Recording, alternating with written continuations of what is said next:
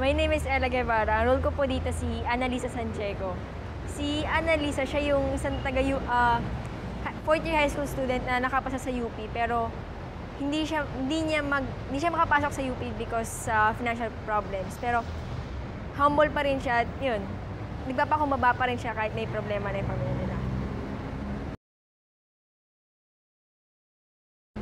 Napili ako dito sa project na to kasi si Direk Eseng yung director. So, meron nga kaming usapan na pag may film siya, kasama ako palagi. So, yun.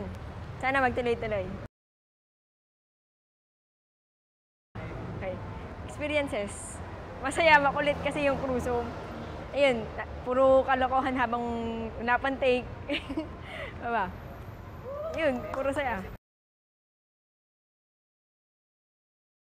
So, sana po supportahan yun ni Mandipang Tao, and marami kayong makikita ang iba't ibang klase ng storya ng mga taong, regular na tao na lagi nyo nakikita o lagi nyo nakakasalamuha.